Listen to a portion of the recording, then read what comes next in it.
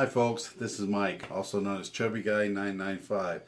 Thank you for joining me on my big journey to get small. This is a week 2 update. For the time being at least, it looks like I'm going to do these weekly. Eventually, I might stretch them out a little longer, but right now there's so much going on. It seems like just about every week I have something to do or something that's going on with them. So, what happened this week? So Tuesday, I had my appointment with my psychiatrist, which I have to be cleared by a psychiatrist before I can have the surgery. And this was a telehealth visit due to COVID-19. So I had to set up in a room with my phone and ensure that the room was locked and closed and nobody else was in there, and for privacy considerations and stuff. And we talked for about 2 hours. She didn't quite go back to my childhood, but she got very in depth. There was a lot of questions. They asked about my siblings, my parents, my education, my career. Have I ever been arrested? Have I ever done drugs? Have I ever drank? Any history of abuse or alcoholism?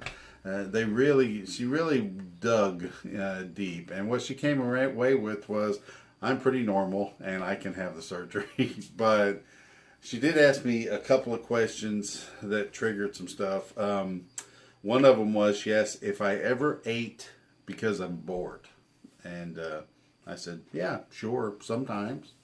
And she asked if I ever ate because I was anxious or nervous, which I said, well, yeah, sure, sometimes. And she said those two questions kind of concerned her a little bit, which be honest with you, I'm sure everybody she questions says this. But she was afraid that could cause me to have problems down the road with my diet. So she wants me to see one of her counselors for a couple of sessions. There'll be telehealth sessions as well. And they haven't set those up yet, but they're going to be arranging those.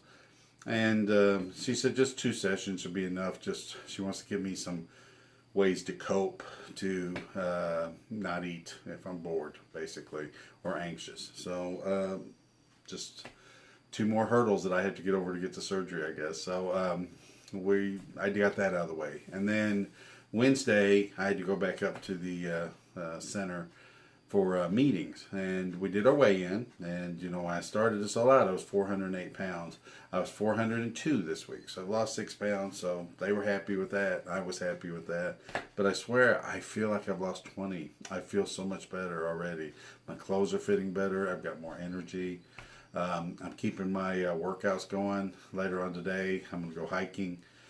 She wants me to hike a mile 3 times a week, which that was my chosen. They asked you what kind of exercise you want to do, and mine was hiking. So I'll be doing that later. But I did the weigh-in, and then we have to go to classes. And I had a nutrition class. But before then, they gave me my check-off schedule, and they've got some more appointments on there. They also got my lab results back. If you remember last week, I said I had my labs drawn. And they called in some prescriptions for me. So my vitamin D was a little low, so she put me on vitamin D basically for a month. And my pre-albumin was a little low, which that's a measurement that tells you how much protein you have in your system. And my protein is low. Normal range is like from 15 to like 32, but mine was 17. So it wasn't low to be alarming, but it was low for them. For my surgeon, she wants your protein to be at least 20 before you have surgery. So since mine's 17, I know my surgery's down the road, but I'm just going to go ahead and start trying to work on getting it up. Of course, I'm doing that by diet, so I'm trying to eat more protein-rich foods. But also I started to take a protein supplement just to get that up. The other one is my A1C, which if any of you are diabetics, you know what that is. But if you're not, that's they do a blood test, and the A1C gives a kind of a snapshot of how your blood sugar levels have been running for the previous 3 months. So mine was 8.5. Now to do surgery, they want it at 8 or lower. So mine's a little bit high. They'll check it again before surgery, but I'm pretty confident that's going to go down because my blood sugar levels have been running a lot lower the past couple of weeks than they had been for the previous couple of months. So I'm sure by the time they check it again before surgery, I'm sure it'll be much lower than that, and I'm not the least bit worried about that. Then we have a group meeting where you meet some of the other people in the program. You have to attend these meetings. Some insurance companies require that you go to a monthly meeting. Mine does not, but they require that you go to the meetings. I also took an online thing. I'm not sure if I mentioned this last week, but I've got to do some online training, and I had done this at home already. But you go, it's like a PowerPoint presentation you watch online. There's 4 of them that they have, and they want you got to do at least 3 of them.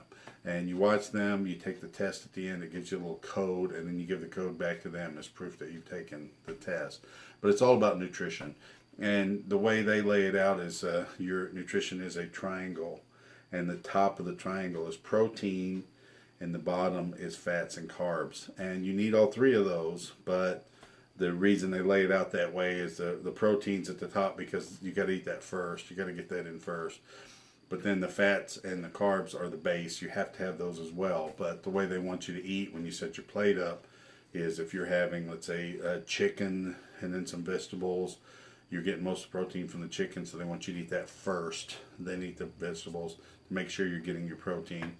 And we went over how much protein and carbs and fats we should have, both pre-surgery and after surgery, post, and how much to break it down per meal. And it was about an hour-long class, and there was about half a dozen of us in there, and that was all for the week.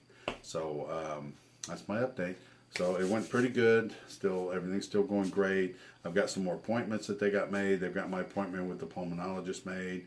Still haven't gotten clearance from the insurance company to do my EKG yet. As soon as that comes back, they're going to schedule my EKG, and I can get that out of the way. I've got my sleep study appointment scheduled, which is kind of weird because it had originally said I'll go to the 9th floor of the hospital, but then it said it was a telehealth visit. So I talked to them about that, and they said it is a telehealth visit, but I have to go to the hospital, and they will set me up like on a room to do the telehealth visit with the doctor in the other room. So this COVID-19's got stuff really weird nowadays. So that's my update. Thank you for joining me on my big journey to get small. I'm really glad you're here, and I'll keep sending the updates, and you keep watching. And if you like what I'm doing, please subscribe, like, and share. That'll help me to grow the channel and help me to do a lot of things that I'd like to do in the future with the channel, and do some other things. I'd like to upgrade the equipment, get a little better camera, a little bit lighting set up, make it maybe a little bit more nicer experience for you all. So thank you very much. I'll see you next time. Bye.